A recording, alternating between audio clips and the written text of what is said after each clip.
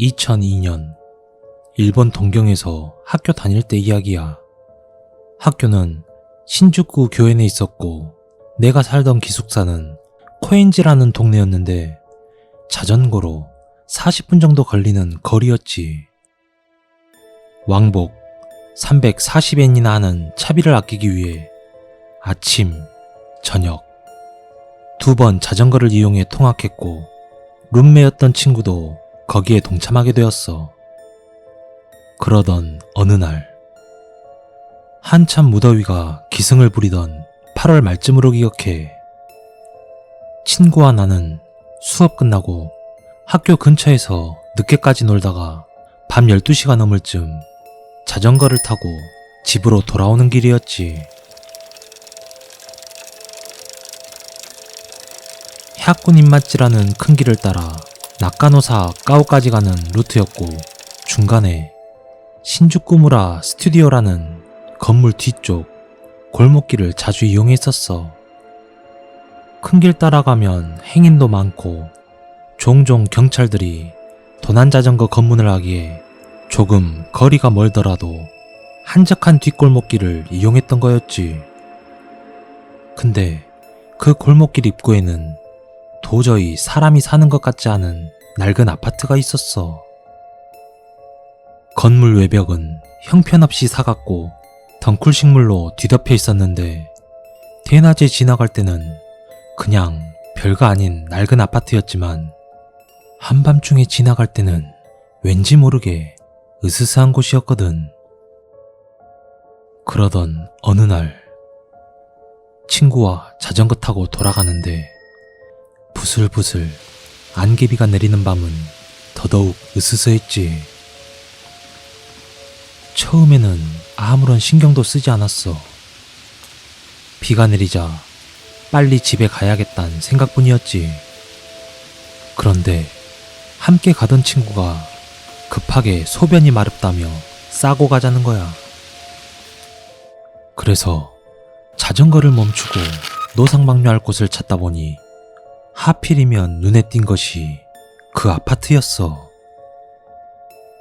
다른 곳은 사람이 사는 일반 주택들이라 담벼락에 몰래 노상방뇨하기엔 그랬지만 저 낡은 아파트는 사람 사는 곳도 아니고 아파트 정문도 활짝 열려 있으니 안에 들어가서 후딱 싸고 오자는 생각이 들었지.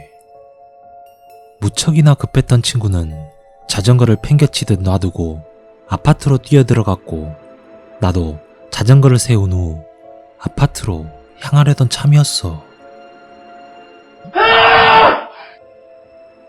괴상한 비명소리와 함께 친구가 뛰쳐나오더니 미친듯이 달려가기 시작하는 거야. 영문도 모르는 나는 무심코 뒤따라 달려가다가 친구를 붙들고 진정시키며 왜 그러냐고 다그쳤지. 친구는 한참을 말도 못하고 덜덜 떠는 손으로 몇 번 심호흡하더니 말하기 시작했어. 처음에는 아파트 안에 아무 방이나 들어가서 화장실을 빌리려고 했는데 막상 입구에 들어서니 너무 컴컴하고 무서웠다는 거야. 그래서 그냥 현관 입구에다 대충 싸기 위해 지퍼를 내리고 있는데 뭔가 이상한 감각이 느껴져 위를 쳐다봤대.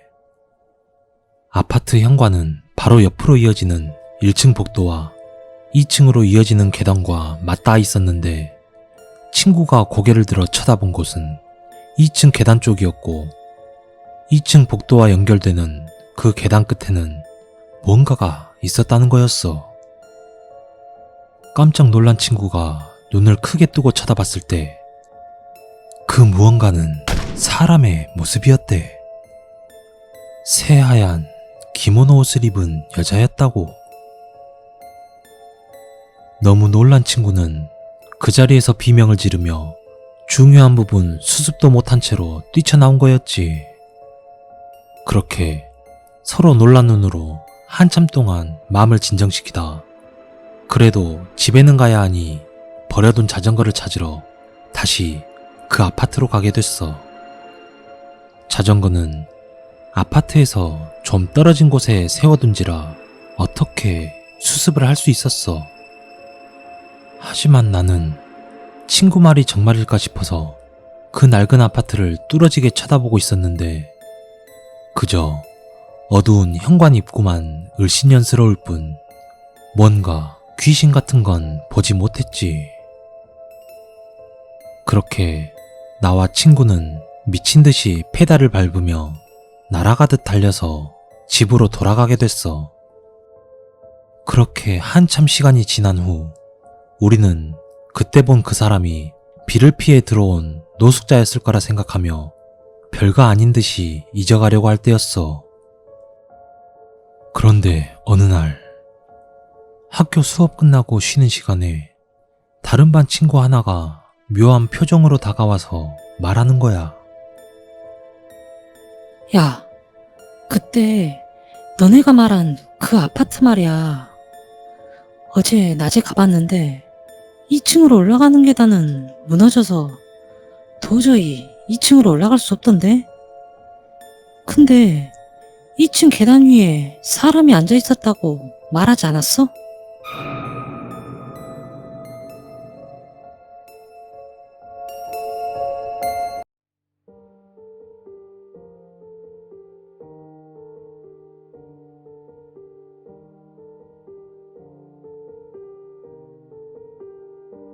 10년 넘게 지났지만 아직도 생생히 기억이 나.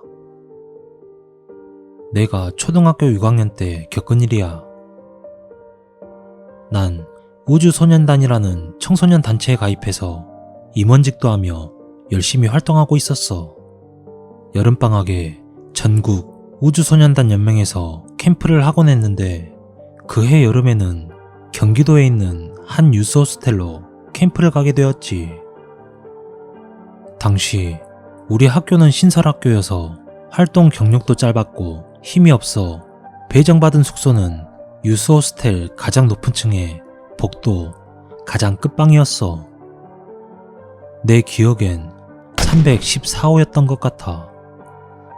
그 방은 다른 방들과 좀 떨어져 있었는데 다른 방들과는 다르게 2개의 붙박이장 중 하나가 자물쇠로 꼭 잠겨져 있었지. 교관 선생님은 전에 밤새 장난치다가 그 붙박이장에서 죽은 아이가 있어서 잠가두었다고 말했지만 으레 겁주려고 하는 이야기겠거니 하며 다들 웃으며 믿지 않았어.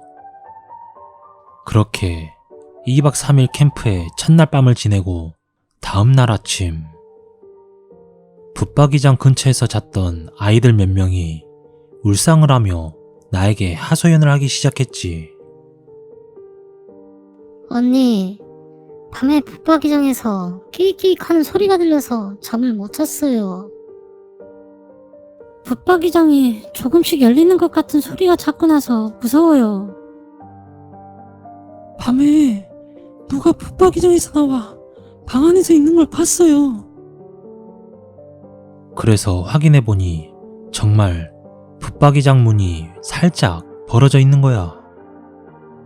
하지만 열쇠로 여전히 잠겨 있었고 어제 이상한 이야기를 들었거니와 나무로 된 붙박이장 문이 오래되어 그런 거라며 조금은 찝찝한 마음을 감추고 달래주었지.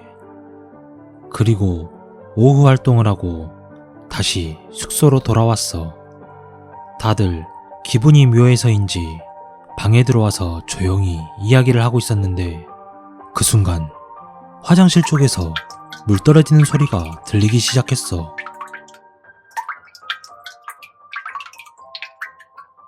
누가 수도를 제대로 잠그지 않았나 싶어 후배에게 확인하고 오게 하였지만 그 후배는 물이 떨어지지 않는다고 하는 거야. 하지만 물 떨어지는 소리는 분명히 계속 들렸지.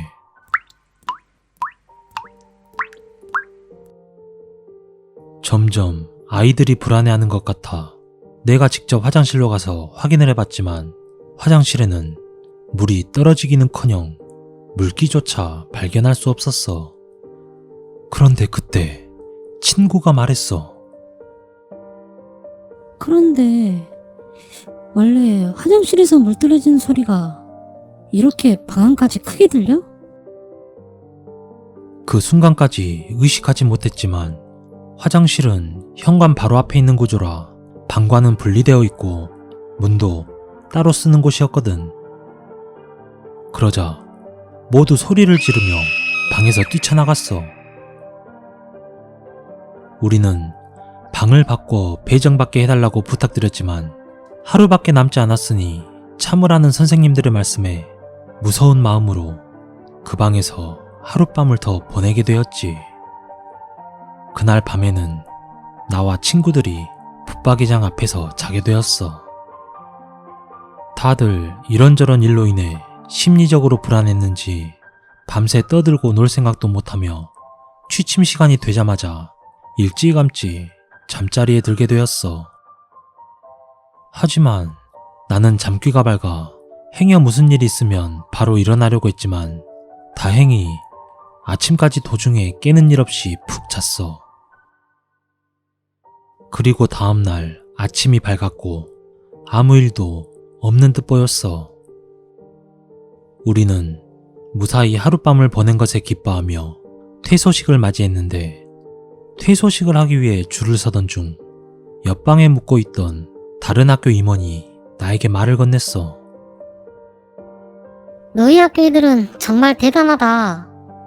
어제 교관 선생님들 감시 심했는데 어떻게 피한 거야? 난 영문을 몰라 왜냐고 되물었지. 어제 마지막 날이라 교관들 감시가 엄청 심해서 우리는 밤새 놀려다가 혼나고 포기했는데 너희 방은 밤새 엄청 시끄럽게 잘 놀던데? 우리 방 아이들까지 잠 못 잘 정도로 시끄러웠어. 난 그 말을 듣자마자 소름이 끼치기 시작했지. 우리 방 아이들은 분명 취침 시간 후 바로 잠자리에 들었고 나를 비롯한 대부분의 아이들이 아침까지 숙면을 취했거든. 만약 그 아이의 말처럼 옆방까지 들릴 정도로 시끄럽게 논다는 건 한두 명이 도중에 일어났더라도 불가능한 일이었어. 그래도 나는 이제 집에 가니까 괜찮다며 두려운 마음을 감추고 퇴소식을 마친 후 마지막으로 숙소에 들려 짐을 정리하고 빠진 물건이 있는지 점검하게 되었어. 그리고 그때 보지 못할 것을 보게 되었지. 자물쇠로 잠긴 붙박이장 문이 열려있는 것을.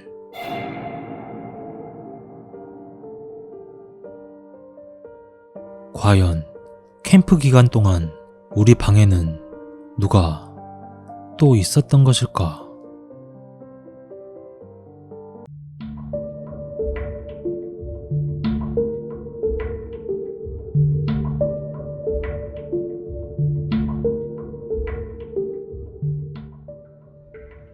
저는 귀신이나 외계인 같은 비현실적인 것을 누구보다 믿지 않는 사람이며 이 일을 겪은 후에도 믿지 못하지만 믿기 힘든 이야기를 해보려 합니다. 그 일이 일어났을 당시 저는 중3이었습니다. 지극히 평범한 중학교 남학생이었죠.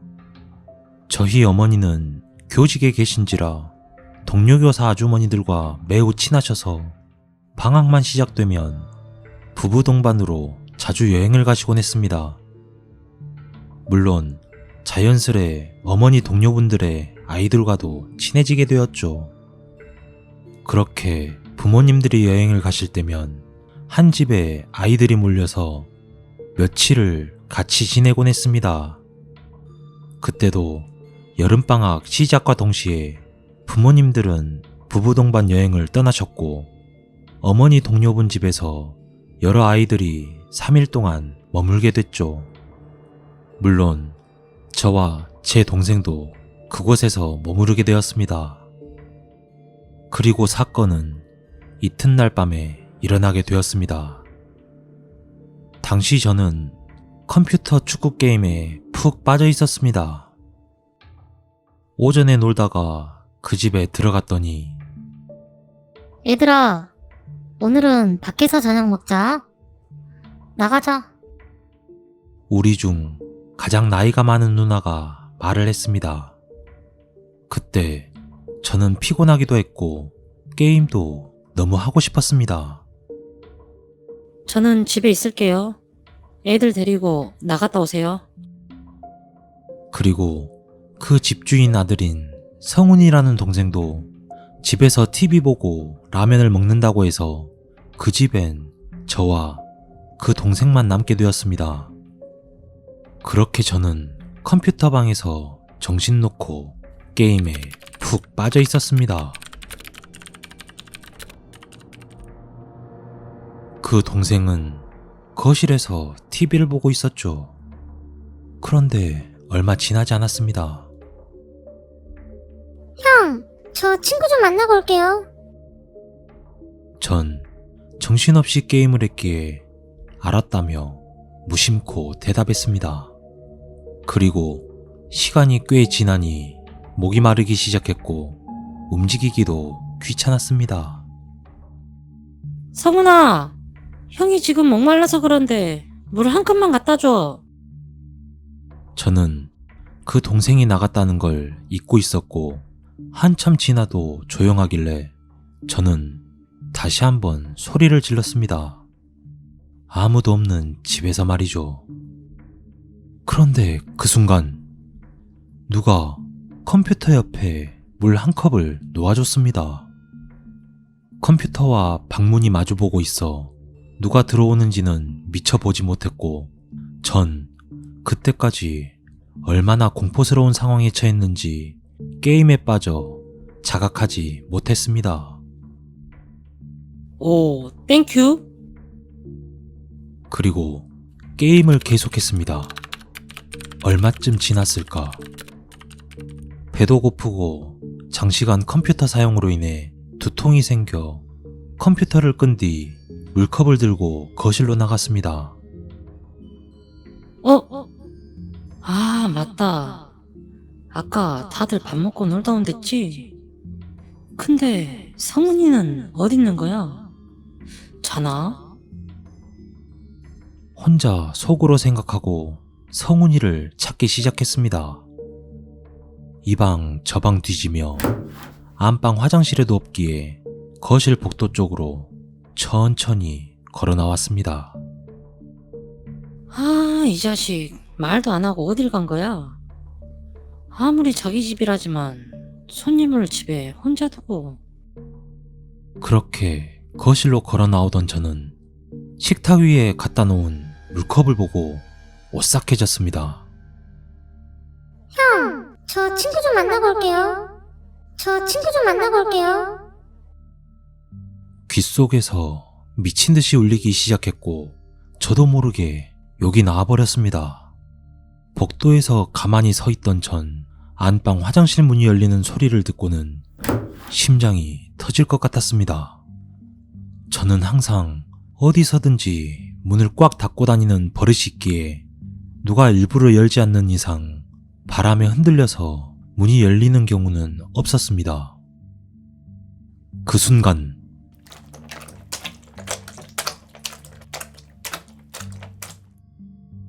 저는 거실 복도에서 고개를 푹 숙인 채 멍하니 서 있었고 고개를 들었을 땐 안쪽 현관 유리에는 저의 모습 뒤에 무언가가 흐릿하게 비치고 있었죠. 당시 제 키가 170을 조금 넘는 키였지만 제 뒤로 비치는 그 형체는 언뜻 보기에도 좋기 2m는 돼 보였습니다. 분명히 사람의 형상인데 뚜렷하게는 안 보이고 사지를 축 늘어뜨리고 서 있는 검붉은 형체. 속으로 셋만 세고 뛰자는 생각이 들었고 그 짧은 시간에 머릿속으로 셋을 센 뒤 문 열고 도망치는 것을 머릿속으로 연습했습니다. 그렇게 마음을 다 잡은 후 하나, 둘, 셋. 저는 걸음을 떼는 순간 심장이 멎는 줄 알았습니다. 셋을 세고 뜀박질을 시작함과 동시에 제 뒤에선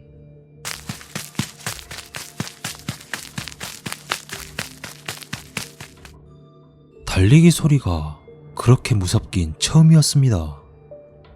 저는 엄청난 속도로 현관을 박차고 계단을 뛰어내려갔지만 그런데도 뒤에서 발소리는 끊이지 않았습니다.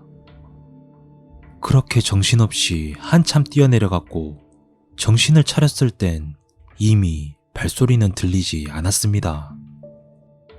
그 당시 7층이었고 저는 더욱 빠르게 계단을 뛰어내려갔습니다. 그것도 맨발로 말이죠. 그렇게 아파트 벤치에서 맨발로 한참 동안 애들이 오기를 기다렸고 얼마 후 애들이 도착했고 저는 제가 겪은 일을 말했습니다. 야, 너 미쳤냐? 왜 애들 놀라게 그딴 소리 해? 그러자 어린아이들은 무섭다고 울었고 형과 누나들은 믿지도 않았으며 오히려 저에게 화를 냈었죠. 저는 미칠 것 같았습니다. 아, 씨. 그럼 올라가봐. 그렇게 현관문을 열고 거실 복도에 들어섰을 때 모두 그대로 얼어붙고 말았습니다. 얼핏 봐도 280에서 290mm는 돼 보이는 발자국, 걸음걸이 폭은 좋기 1.5m 이상. 결코 평범한 사람의 것으론 보이지 않았습니다. 모두가 말을 잃었고 주인집 아들 형제는 넋이 나간 표정이었습니다. 다음날 저와 동생은 친척집으로 옮겨갔고 그 집 형제는 부모님이 돌아오시고 그 얘기를 말씀드렸다고 합니다. 그리고 그때 그 집에 있던 아이들 모두가 같은 말을 하는 것을 들으시고는 처음엔 믿지 않으시다가 결국 이사를 가게 되었다고 합니다. 지금도 귀신을 믿지 않는 저로서는 이 이야기를 많은 분들이 믿기 힘들 거라 예상됩니다. 하지만 2008년 8월 대구 수성구 만촌동 이 매장 건너 M 아파트에서 실제로 저와 12명의 사람들이 겪었던 일입니다.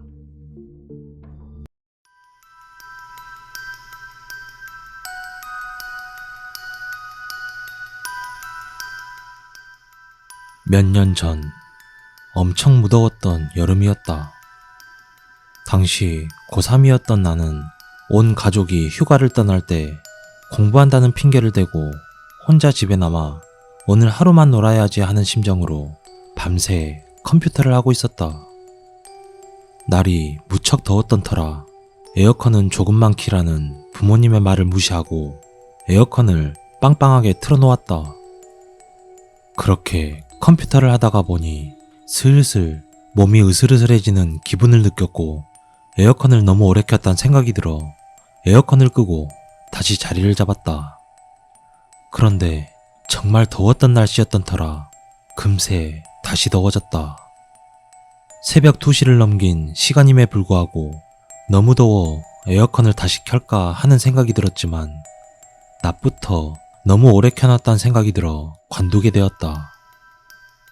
그때 당시 방충망이 찢어져 방에 있던 창문은 굳게 닫아놓는 바람에 컴퓨터가 있는 내 방은 찜질방인 마냥 후끈후끈 달아올랐고 결국 더위에 지친 나머지 그냥 창문을 열기로 마음을 먹었다. 그렇게 창문으로 다가가 망설임 없이 창문을 활짝 여는 순간 난 그대로 몸이 굳어버렸다. 사람이 너무 놀라면 아무 소리도 나오지 않고 몸이 굳는다는데 그 느낌을 처음 받았다. 1층이었던 우리 집은 내 방 창문을 통해 밖을 보면 완만한 오르막길 하나가 보인다. 1층이라 그런지 방 창문을 통해 이 길을 보면 지나가는 사람이 코앞에 있는 것처럼 보이고 평범한 대화 소리도 약간 과장하면 바로 옆에서 듣는 것처럼 들리는 정도였다. 여튼 창문을 여는 그 순간 오르막길 위에 어떤 한 여인이 서 있는 것이었다. 옷차림은 무속인들이 구슬할 때 입는 색깔이 화려한 한복을 입고 있었고 얼굴은 분장을 한 건지 매우 창백하고 새하얀 모습이었다. 머리카락은 폭탄을 맞은 마냥 아무렇게나 흐트러진 채 어깨까지 내려와 있었고 무엇보다 가장 무서웠던 건 눈이었다. 화장을 잘해서 그랬던 건지 정말 태어나서 그렇게 크고 무서운 눈빛은 처음이었다. 창밖에서 서 있던 그 여자. 창문을 여는 순간 정말 어떻게 눈길을 피할 틈 없이 눈이 마주쳐버렸다. 정말 그때는 심장이 떨어져 나가는 느낌과 함께 온 몸에 소름이 돋았고 그대로 몸이 굳어버렸다. 그렇게 몇 초 동안 눈을 마주치다 정신을 차린 나는 그대로 소리를 지르며 거실로 나와 TV를 켜고 이불을 덮었다. 더운 날씨임에도 불구하고 온 몸에 소름이 돋기 시작했다. 처음엔 귀신이라고 확신하고 있었지만 너무 선명한 모습과 그래도 뭔가 이질적이진 않았던 분위기가 그냥 미친 여자인지 아니면 옷차림을 보아 무속인인지 하는 그 존재에 대한 정체가 궁금했지만 무엇보다도 가장 궁금하고 소름 끼쳤던 건 그런 모습을 한 여자가 왜 새벽 2시가 넘은 시간에 우리 집을 창 밖에서 쳐다보고 있었냐는 것이었다. 그러다 문득 떠올랐다. 창문. 너무 놀란 나머지 활짝 열어둔 창문을 닫지 않은 게 생각났다. 방충망은 뜯어져 없었으며 1층이라서 맘만 먹으면 너무도 쉽게 창문을 통해 집 안으로 들어올 수 있었던 것이다. 그 여자가 창문을 통해 들어오면 어떡하지? 아니면 이미 들어와서 내가 방에 들어오길 기다리고 있으면 어떡하지? 겁에 질리니 온갖 별 생각이 다 들었다. 창문을 닫고 싶은데 왠지 방에 들어가면 뭔가 있을 것 같은 기분에 이러지도 저러지도 못하고 있었다. 하필 혼자 있을 때 이런 일이 생겼다고 생각하니 혹시 내가 혼자 있는 걸 알고 왔는지 정말 무슨 일이라도 나는 건 아닌지 하는 생각에 공구통에서 망치를 가지고 와 손에 꽉 쥐고 있었다. 그렇게 시간이 가는 둥 마는 둥 애써 웃긴 프로그램을 찾으며 TV를 보고 있었지만 신경은 온통 내 방 쪽으로 향해 있었고 누구라도 튀어나오지 않을까 하는 생각에 잠도 오지 않았으며 눈만 동그랗게 뜬 채 밤을 지새우고 있었다. 그런데 그때였다.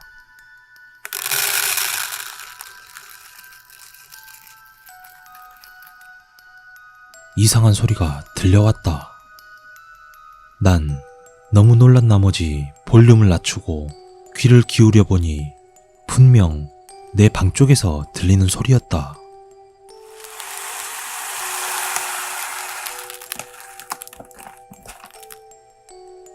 마치 무언가 쏟아지는 듯한 소리. 작은 알갱이들을 땅바닥에 뿌리는 듯한 소리였다. 난 누군가에게 도움을 청해야겠다는 생각이 들었고 곧바로 같은 동네에 사시는 큰아버지가 떠올랐다. 아버지가 옛날에 쓰시던 핸드폰을 찾아 전화번호부를 뒤져 큰아버지 번호를 찾은 다음 곧바로 집 전화로 전화를 걸었다. 누구세요? 짜증 섞인 큰엄마의 목소리가 들렸다. 지금 우리 집에 무슨 일 난 것 같아요. 혼자 있는데 큰일 날 것 같아요. 저희 집으로 빨리 좀 와주세요. 울먹이며 큰엄마에게 말을 했다. 새벽 4시에 내가 울먹이며 말을 하니 잠에서 깨셨는지 진정하라며 바로 가겠다고 조심히 있으라고 했다. 그렇게 전화를 끊고 10분쯤 지났을까. 문 두들기는 소리와 함께 내 이름을 부르는 큰아버지 목소리가 들려왔다. 난 곧바로 문을 열었고 막 잠에서 깨신 모습으로 큰엄마와 큰아버지가 들어오셨다. 무슨 일이냐고 물으시는 두 분께 여태 있던 일을 대충 설명해드리니 곧바로 큰아버지가 내 방 쪽으로 향하시는 것이었다. 그렇게 뒤에서 큰아버지가 방에 들어가시는 걸 보고 있는데 방에 들어가신 큰아버지가 갑자기 비명을 지르시면서 뒤로 몇 발자국 물러나시는 것이었다. 저 여자냐? 큰아버지가 나에게 물으셨다. 난 조심히 방에 들어가 창밖을 보자마자 정말 깜짝 놀랐다. 그 여자는 아직도 창밖에서 내 방을 노려보고 있는 것이었다. 정말 놀랬지만 한편으로 안심이 된 게 일단 귀신은 아니라는 확신이 들었다. 큰아버지는 다시 창문 쪽으로 가시더니 당신 뭐요? 그 여자에게 큰 소리로 물었지만 그 여자는 말없이 큰아버지를 노려보고 있었다. 남의 집 앞에서 지금 뭐 하는 짓이야? 뭐 하는 짓이냐고. 큰아버지는 약간 움찔하시는 것 같았지만 나중에 신고한다는 협박까지 하며 여자를 몰아세웠다. 그렇게 2, 3분 정도 지나자 갑자기 그 여자가 입을 열었다. 도와줘도 지랄이야. 그러더니 획하니 돌아서 가버렸다.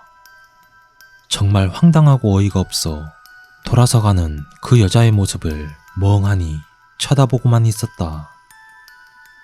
그렇게 돌아서 가던 여자가 근처에 서 있던 스쿠터에 타더니 자연스럽게 시동을 걸고 멀리 사라져버렸다. 그 여자가 멀리 사라지고 나니 그때 내 방의 모습이 눈에 들어왔다. 새하얀 가루가 여기저기 떨어져 있었고 큰아버지께서 소금이 아니냐는 소리에 나는 살짝 주워서 맛을 보니 역시 소금이었다. 아까 들리던 소리의 정체는 그 여자가 창밖에서 던지는 소금이 떨어지는 소리였던 것이다. 그렇게 2달 정도가 흘렀고 그 일이 차차 머릿속에서 잊혀질 때쯤 어머니께서 동창회에 다녀오시더니 나에게 이야기를 해주는 것이었다. 엄마 친구 중에 무당일 하는 애 있거든? 오늘 동창회에 걔가 나왔길래 너 저번에 있었던 그 일 있잖아. 그 이야기 해주니까 글쎄 걔가 갑자기 눈빛이 확 변하면서 하는 말이 그 다음 어머니가 한 말을 듣고 온몸에 소름이 쫙 돋아버렸다. 네 아들 그 여자 아니었으면 죽었어. 그 무당 친구가 하는 말이 항상 주변에는 가지각색의 귀신들이 자리 잡고 있고 서성거리며 돌아다니는데 거의 95%는 사람한테 해를 끼치지 않지만 나머지 5% 중엔 정말 위험하고 사람에게 큰 해를 끼치는 귀신이 있다며 이런 존재들은 개인적인 원한과 관계없이 기가 약한 사람들한테 해를 끼쳐 저승길 동무로 삼으려 한다고 하는 것이었다. 이러한 질 나쁜 귀신이 그때 당시 내 방 창문 쪽으로 들어와 나에게 해를 끼치려던 걸 그 여자가 그 귀신을 붙잡아 두고 있었던 거였고 소금을 뿌린 건 귀신들이 소금을 싫어하기 때문이었다고 한다.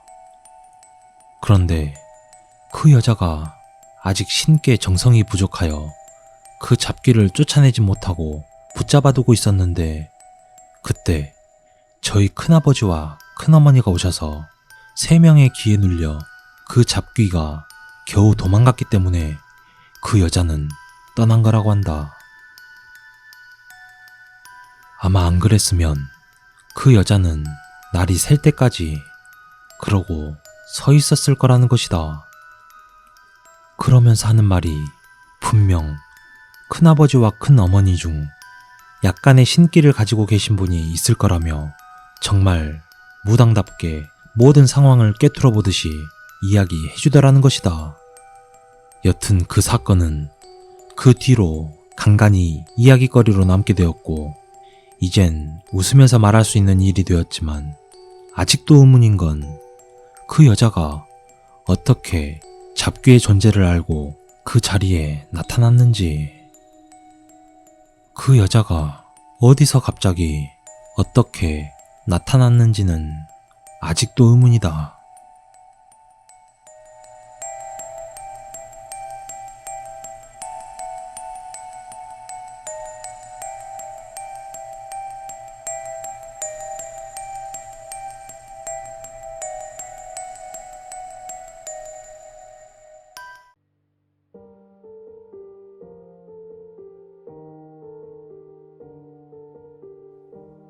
이 일은 지인이 겪은 실화야. 지금으로부터 몇 년 전, 갓 대학에 입학한 그녀는 용돈을 벌고자 아르바이트를 구하다가 집에서 그리 멀지 않은 번화가의 한 노래방 입구에서 아르바이트를 구한다는 벽보를 보게 되었고 고민할 것도 없이 바로 들어가자 사장님이 있었다고 해. 휴, 여자네. 야간에 하는 일인데 할 수 있겠어요? 그 당시 다른 아르바이트에 2배가량 되는 시급에 끌려 무조건 열심히 하겠다, 시켜만 달라며 자신만만했고 사장님은 잠시 망설이다가 승낙했다고 해. 밤새 술 마시는 주점 노래방은 아니었고 단순한 노래방이었기 때문에 그렇게 늦은 시간까지는 운영하지 않았고 번화가였지만 손님이 많이 오지도 않아서 정해진 시간보다 항상 마감을 빨리 했었대. 보통 밤 12시에서 아주 가끔 정말 늦으면 새벽 2시 정도에 마감을 하곤 했는데 아르바이트를 시작한 지 4일째 되는 날이었지. 그날은 유독 손님이 없었고 들어온 손님들은 이상하게도 30분을 채우지 못하고 나가버렸다고 해.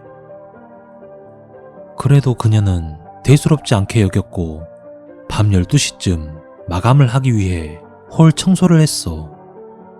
혼자 적적하게 청소를 하려니 심심해서 노래방 기계에 노래를 잔뜩 예약하여 반주만 틀어놓은 채 노래를 따라 부르며 열심히 청소를 했다고 해. 당시 쿨의 애상이 나오고 있었고 신나게 흥얼거리며 바닥을 닦고 있는데 갑자기 어느 부분에서 음악이 멈춰 렉 걸린 것 마냥 튕기더래.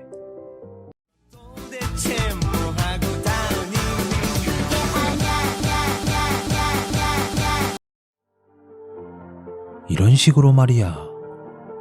그녀는 기계가 고장났나 싶어 모니터를 손으로 몇 번 두드려 보았지만 갑자기 이유 모를 소름이 머리부터 발끝까지 돋더래. 그래서 밀대 걸레도 던지듯이 놓고 노래방 카운터 옆에 있는 쪽방에 숨었대. 너무 소름이 돋아 덜덜 떨고 있는데 그 소리가 점점 더 커지더니 쪽방 쪽으로 점점 다가오는 느낌이 들더라는 거야.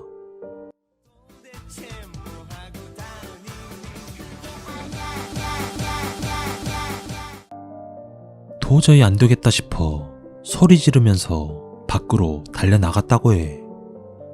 그리고 사장님께 전화를 걸어 이런 일이 있어서 안에 못 들어가겠다고 말을 했고 사장님은 아무 대답 없이 가만히 듣고만 계시다가 알겠다며 문 잠그지 말고 그냥 집에 가라고 하셨다고 해. 그리고 당분간은 그런 일이 없었지만 나흘째 되던 날이었대. 어김없이 마감 시간은 다가오고 그날의 공포는 잊은 채 잡담을 하며 청소를 시작했다고 해. 그녀는 맨 구석에 있는 방에 가장 큰 룸을 청소하러 들어갔을 때 어떤 여자가 고개를 푹 숙인 채 술에 취한 듯 비틀거리며 테이블 옆에 서 있더라는 거야. 그녀는 오죽했으면 일행이 버리고 갔을까 한심하다는 생각이 들어 비꼬는 듯이 말을 했대. 저기요. 집에 안 가세요? 그러자 만취된 듯 비틀거리던 그 여자가 갑자기 몸을 똑바로 우뚝 세우더니 고개를 번쩍 들더라는 거야. 그 여자는 눈썹이 없고 검은 자가 없이 새하얀 눈동자를 가진 여자가 갑자기 자기를 쳐다보는데 소름이 끼쳤고 그 여자 입에서 무언가 중얼거리는 소리를 확인한 순간 바로 노래방에서 나올 수밖에 없었대. 그 중얼거리는 소리는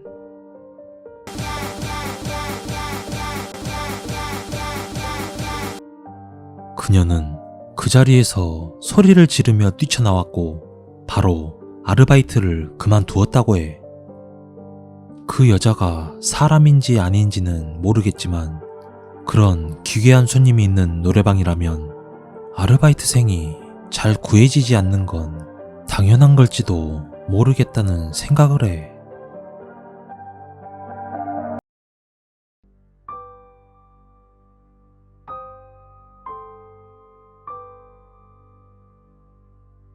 내가 21살 때 유흥가에서 웨이터로 일할 때 이야기야. 무서운 이야기를 좋아하는 사람이라면 귀신은 시끄러운 곳을 좋아해 나이트나 노래방을 좋아한다는 말 한 번쯤 들어봤을 거야. 뭐 사실 난 시끄러운 곳이든 아니든 귀신은 항상 보면서 살아왔지만 오늘은 그 중에서도 유독 기억나는 귀신에 대한 이야기야.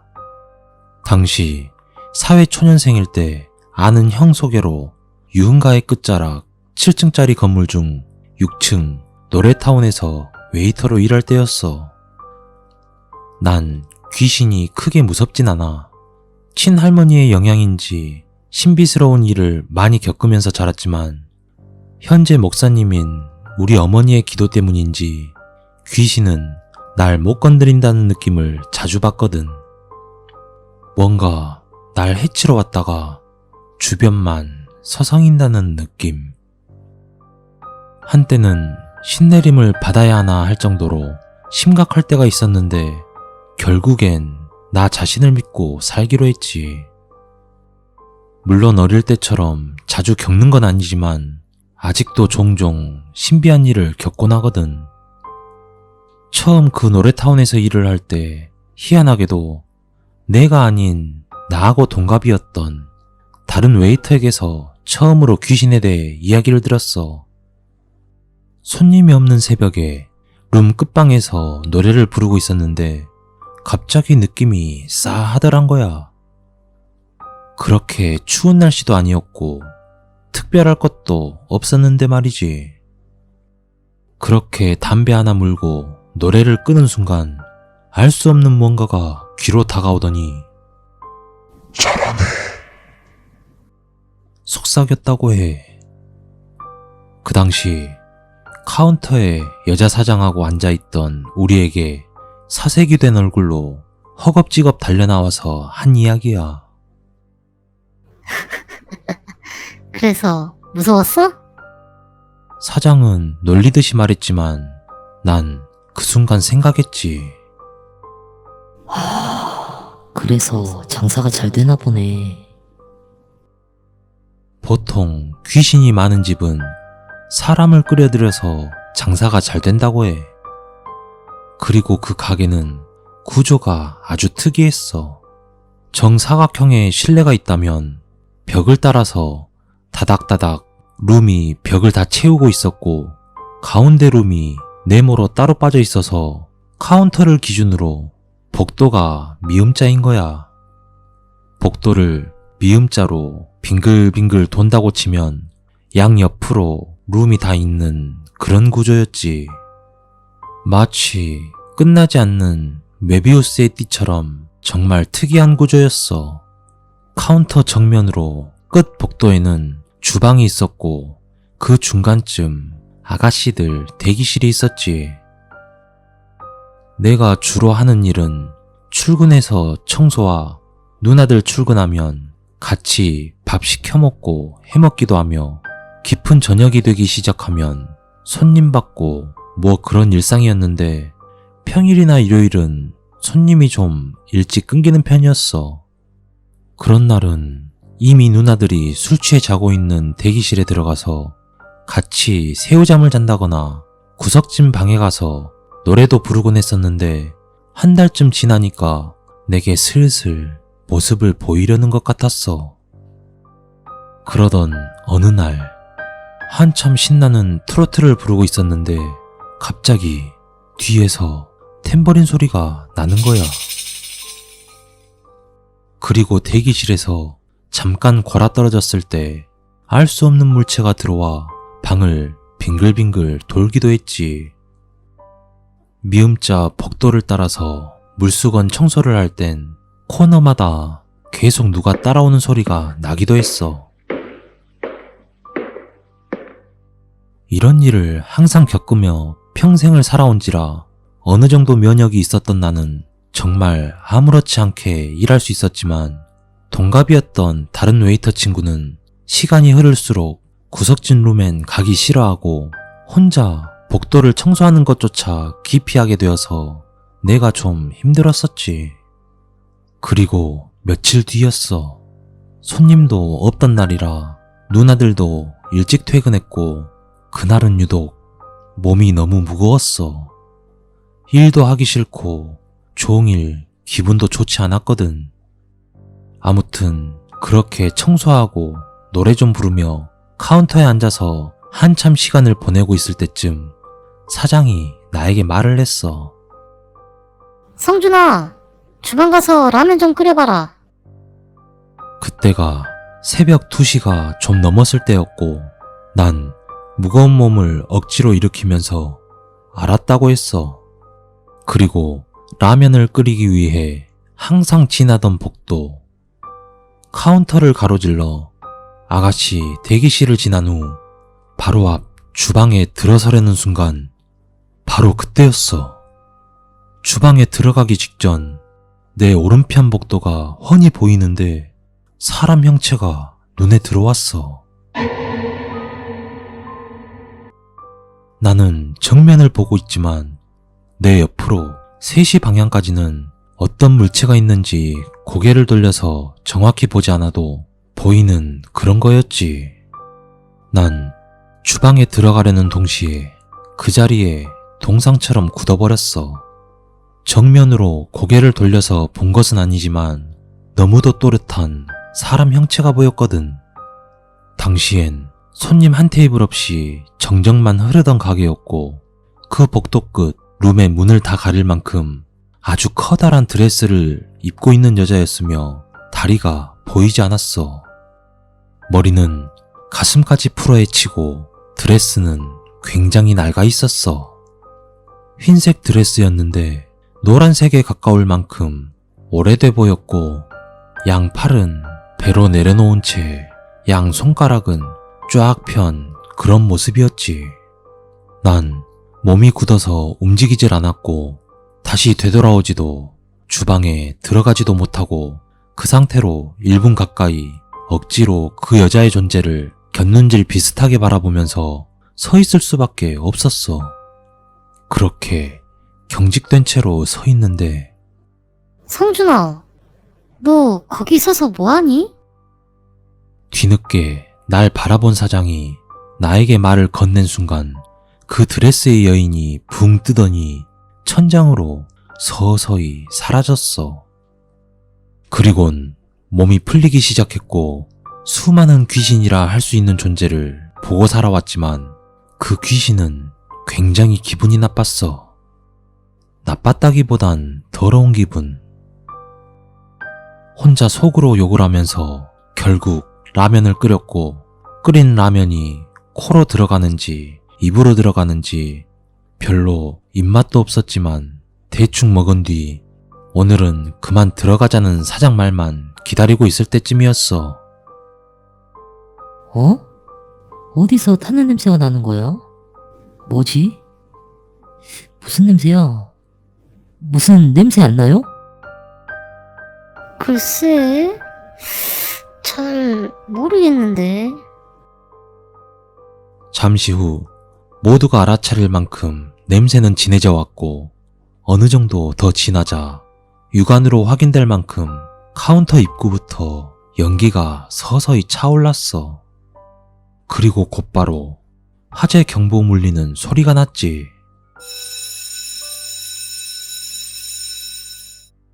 불이야라는 외마디 소리와 함께 사장, 나, 또 다른 웨이터 이 세 명은 혼비백산하면서 밖으로 뛰쳐나왔어. 어디서 불이 난 건지 어떻게 된 건지 아무것도 모르는 채로 1층까지 미친 듯이 뛰기 시작했어.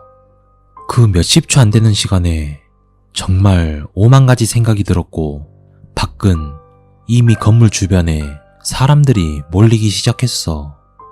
그리고 위를 쳐다보니 불이 난 곳은 우리 바로 위층인 7층 와인바였어. 주변은 웅성거리기 시작했으며 완전 아수라장이었지. 7층은 젊은 여사장이 운영하던 와인바였는데 내 또래 젊은 여자애들도 알바하던 곳이었거든. 잠시 후 경찰차와 소방차가 도착했어.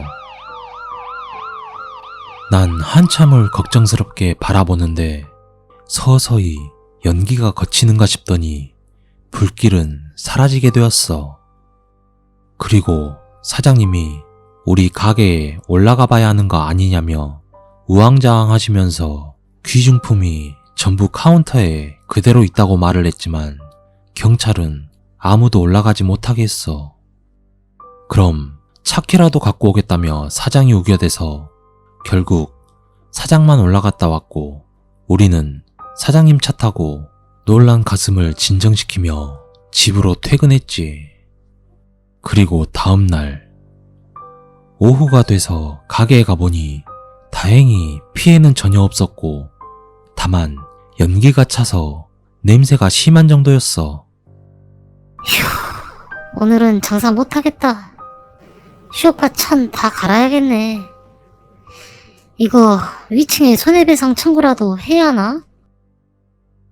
사장님은 기운이 없으셨지. 그리고 이어서 뜻밖의 얘기를 듣게 되었어. 어제 불났을 때 위층에 사람이 죽었단다. 거기 사장은 아니고 누군지 신원 확인 중이라는데. 난 순간적으로 어제 봤던 그 드레스 입은 묘령의 여자가 떠올랐지만 얘기는 하지 않았어.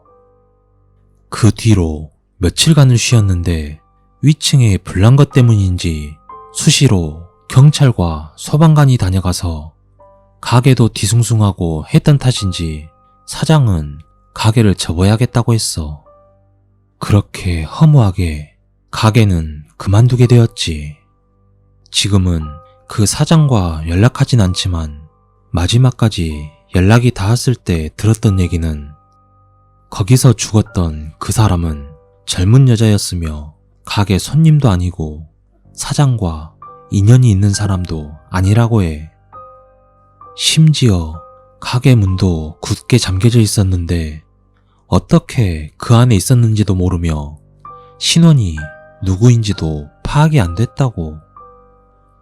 하지만 난 아직도 기억나. 그 여자의 얼굴과 때가 탄 하얀 드레스. 근데 그것보다 마치 사후 강직처럼 굳어있던 그 여자 손가락들이 생생해.